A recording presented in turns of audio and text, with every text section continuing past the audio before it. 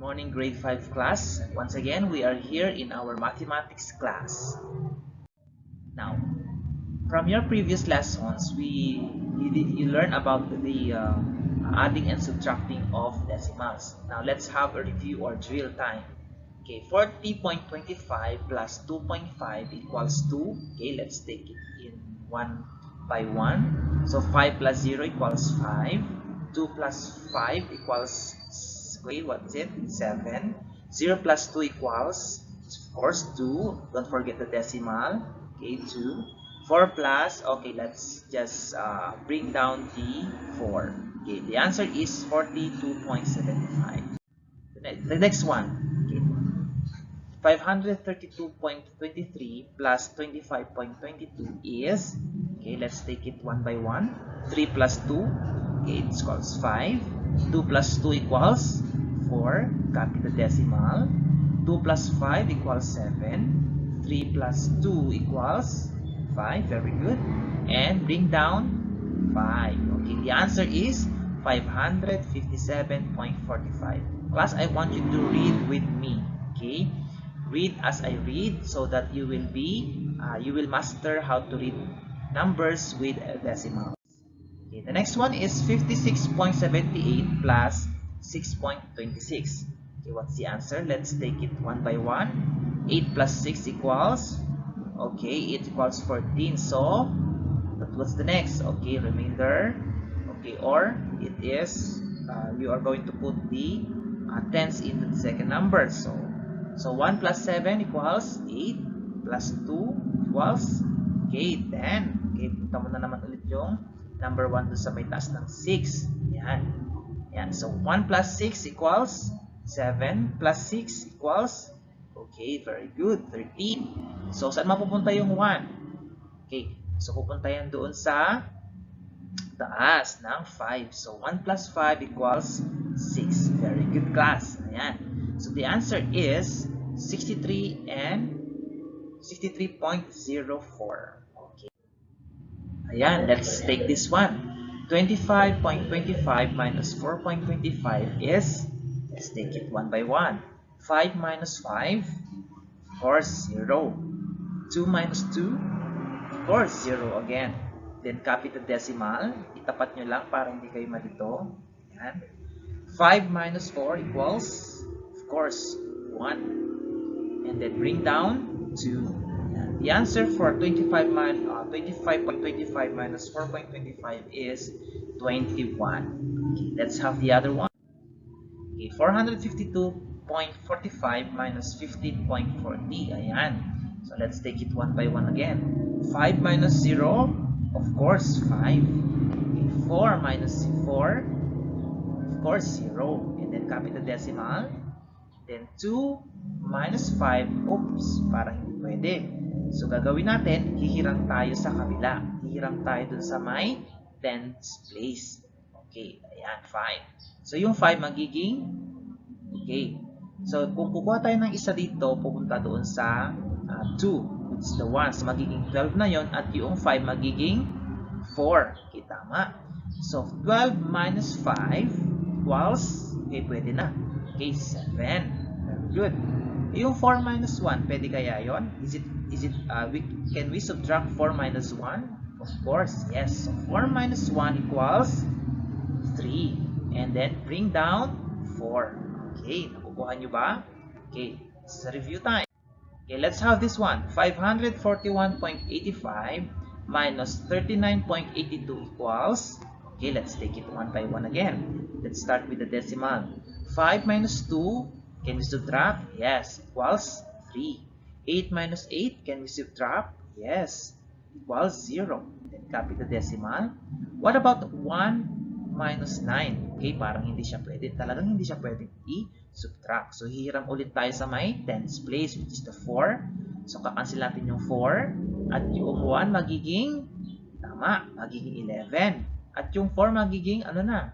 Okay, kung humiram tayo ng 10, magiging 3. So, 11. Pwede na ba? 11 minus 9? Okay, okay. We can subtract it now. 11 minus 9 equals, of course, it's 2.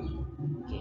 What about 3 minus 3? Can we subtract 3 minus 3? Of course, yes. Okay, so 3 minus 3 equals 0. Ayan. Then bring down 5. Okay, I hope you can still remember what you have learned in adding and subtracting numbers with decimals. Now, let's do this. Let's have this one. Okay, I hope you have this kind of money in your wallet. Or maybe your ninong and ninang will give you this one during this Christmas or holiday. What about this one? 100 pesos. And then the 20 pesos. And then what's this? Okay, 5 pesos. And we have this one, the 25 cents. So if we are going to add this money or these bills with this peso coin, what will be the sum? Okay, so how can we solve this one? Of course, you can solve it mentally, but let's take it into manual. Okay. Okay. So 500, the value for that or the number for that is this one. Of course, we have the peso sign. Always write, if we are dealing with money, you should always write the PHP or the Philippine peso, Philippine money symbol, which is the PHP. Okay, so 500 pesos. And then 100 pesos is, yes, of course, 100 Philippine peso.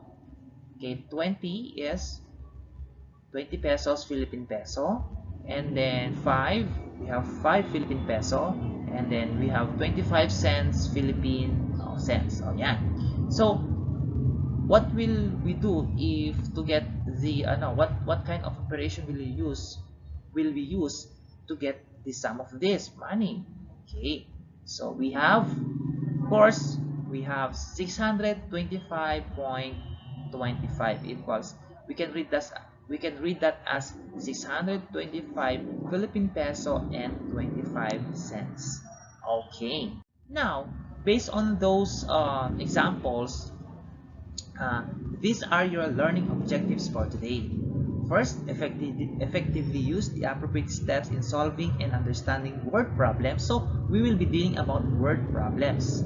Accurate solve routine and non-routine word problems involving addition and subtraction of decimals using appropriate problem-solving strategies like creating an image or diagram. Okay, mamaya mag-drawing kayo para at least makuha ninyo kung paano or ano nga ba yung pinapakita ng word problem. Use your imagination.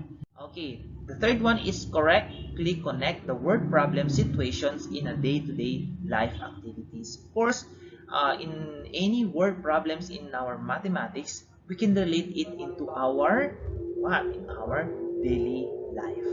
Okay, and our topic for today is adding and subtracting decimals with money in a word problem. Are you ready? Okay, let's have it. Let's have this one. Look at this.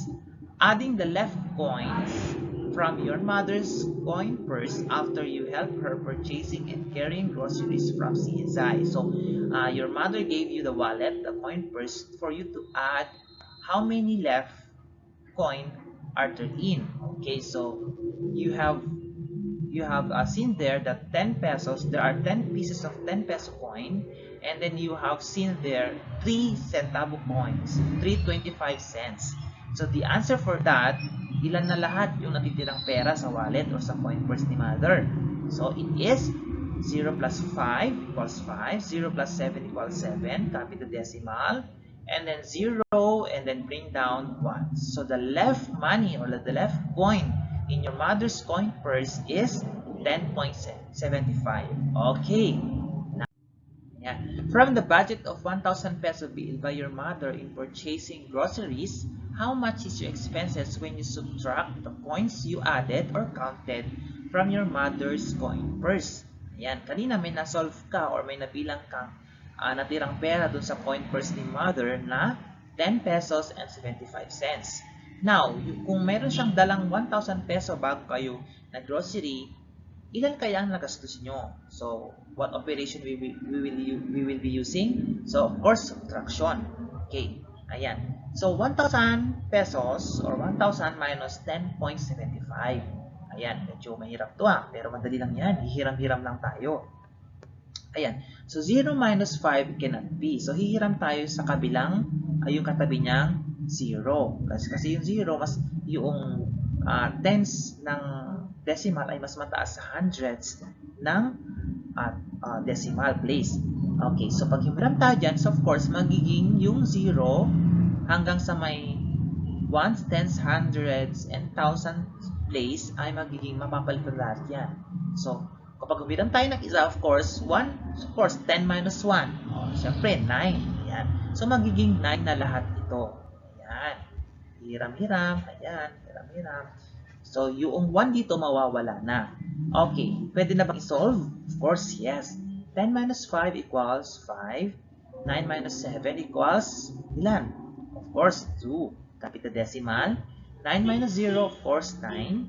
9 minus 1 equals 8. And then bring down to 9. So, ito yung nagastos nyo lahat ng pag-grocery ninyo.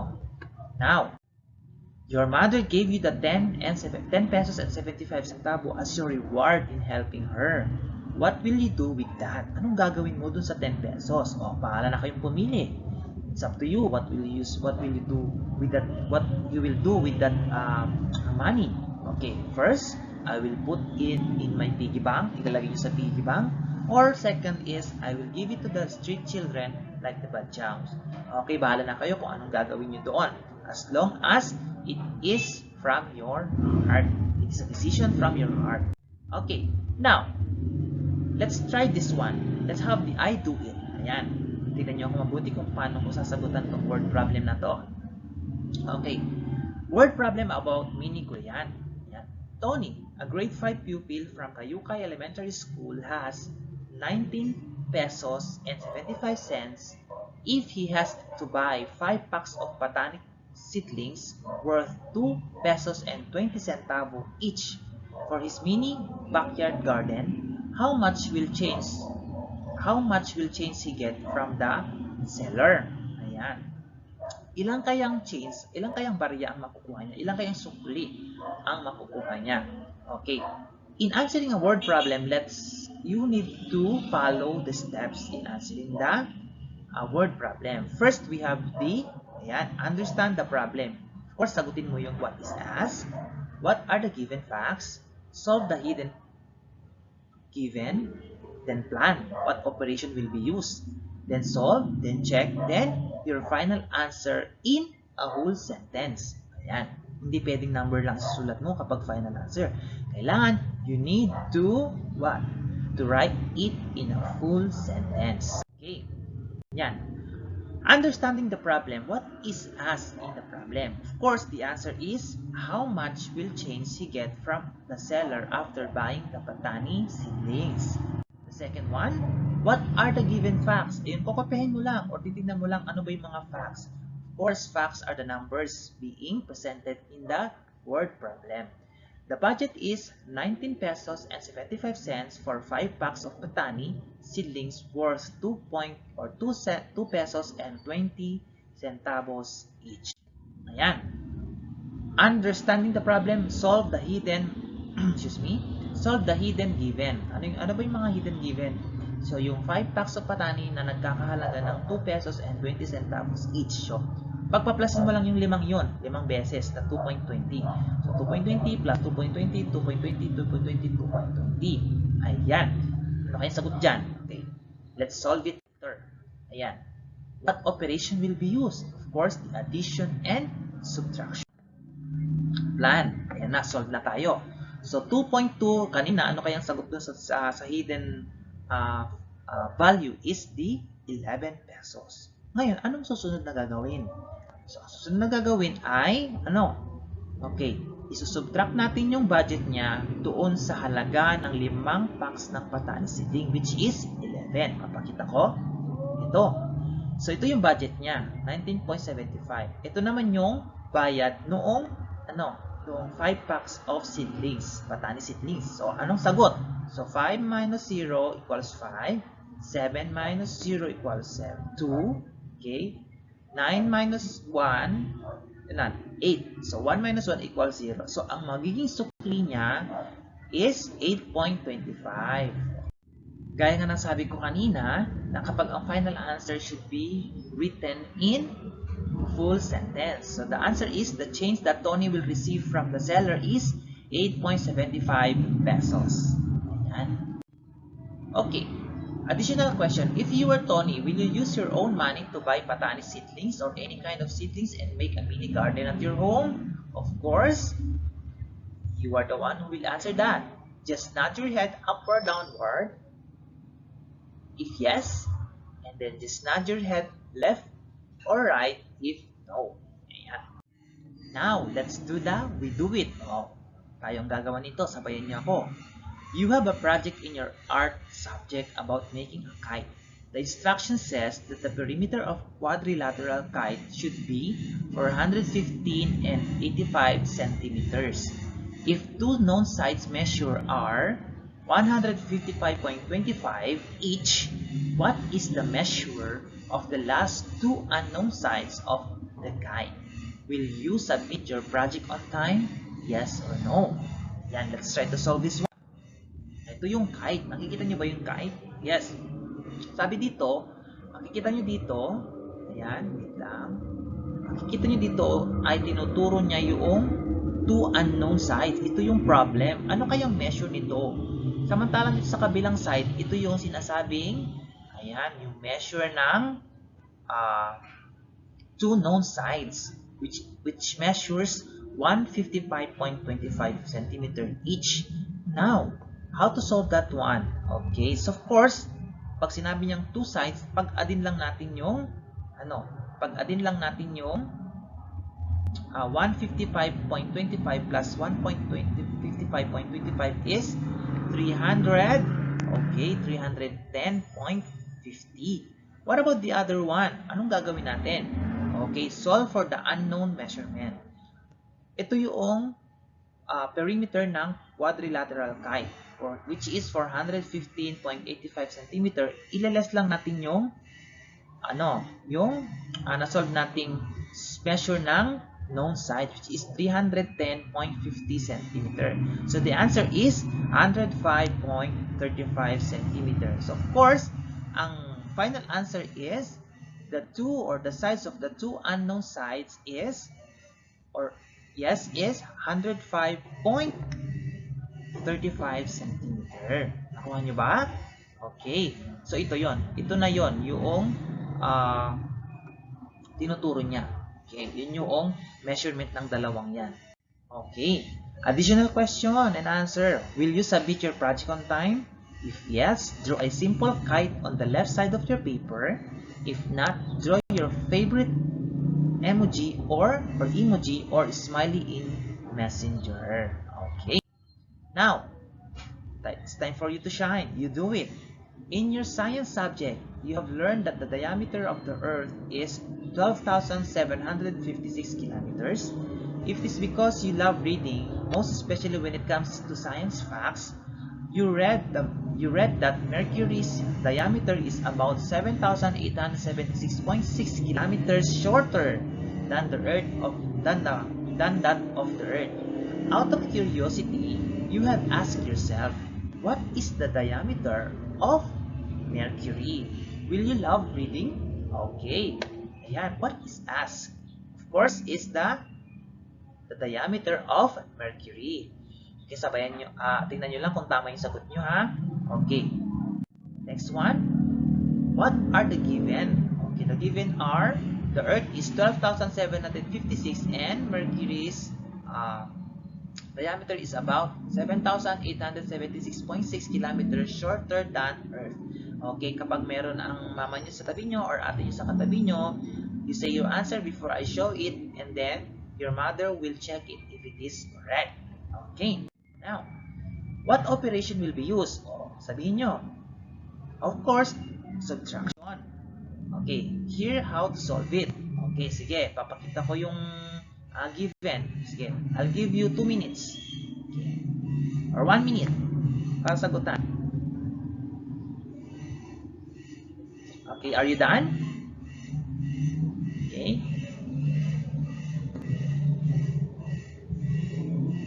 Okay, i-like nyo tong video na to kapag kapag nakuha nyo yung sagot. Pag hindi, okay. Okay, now let's have this one. Okay, so 0. Hiram tayo ulit ng isa. So magiging 4. Si 6 magiging 5. Okay, and then si 5 minus 6 hindi pwede. Okay, so hiram ulit tayo. Magiging 15C, 5. So 15 minus 6 equals 9. So 4 minus 7, hindi rin pwede. Hiram ulit tayo sa 7. Okay, magiging 6C, 7. Ayan, 14 minus 7 is 7. 6 minus 8, hindi rin pwede. So hiram tayo ulit sa 2. Okay, magiging 16C6. 16 minus 8, of course, 8. So 1 minus 7, hindi pwede. So hihiram tayo ng 1 doon sa tabi niya. Ayan. So, 11 minus 7 equals 4. So, the diameter of the mercury is 4,879.40. So, paano i-check? Ayan. Pagplasin nyo lang itong sum ninyo sa yung yan, yung sa tabi niya. Ayan. Tinuturo niya. So, yon. Pagplasin nyo lang yon. Kung makukuha nyo yung sagot, which is the diameter of the earth, you are correct. Okay, now the final answer is the diameter of Mercury is 4,879.4 kilometer. Of course, don't forget the unit of measure. Ayan. Sa pagsosolve lang math, dapat laging may unit measure kapag may unit measure or Philippine or peso sign or currency sign pag yun ang tinatanong. Now, what are the uses of adding and subtracting decimals in a word problem? Of course, calculating the meter usage for water and electric bill. Ayan, pag may mga water bill or electric bills. Computing the grocery expenses with decimals in receipt. Okay, parang kanina, yung example natin. Measuring your height and weight. O, kunyari, noong 9 years old ka is ganito lang height mo. Pero ngayong 10 years old ka na, ganito na yung height mo. Tumaas ba yung height mo pag pinag-minus mo silang dalawa? Ganon din sa weight. Okay, your grades from first quarter and second quarter if there is a big difference. Okay, halimbawa yung grade mo ng first quarter, yung summative o yung summary niya is 90.76. Tapos ang grade mo ng second quarter is 92.71. May difference kaya? Okay, may decimals din yon. So, pwede natin gamitin itong adding and subtracting decimals in a word problem. Okay, class, in solving word problem, it is important that you follow the given step on how to solve them. What are they? Of course, what is asked or what is being asked, what are the given facts, what are the hidden, if there is hidden facts, and plan, of course, what kind of operation to use or will be used, and of course solve, and then of course you check, and then you should have the final answer. Of course, take note also that in having the final answer, it should be written in a full sentence. Okay, I hope you know how to write a full sentence already, and of course it should be properly written in capital letter at the start or the beginning of the sentence, and then period of the last part, and don't forget the unit of measure or the currency sign if there is. Okay, now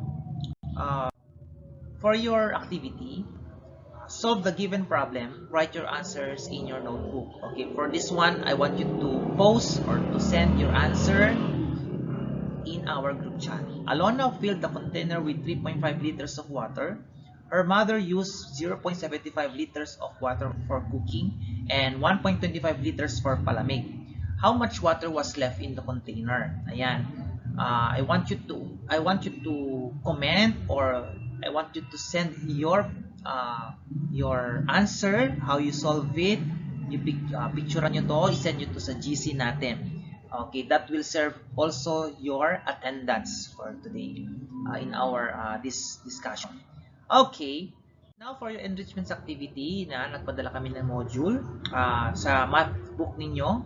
Okay, kung nalilito pa kayo sa pagsosolve, you can review this video, re-listen to this audio visual slide presentation, and solve the problems in your mathematics book. It is in page 121. Okay. So class, I hope you learned a lot this morning, and please use the left time para sa inyong module or sa activity ninyo dyan sa inyong math book. Okay, so thank you for listening. Happy learning!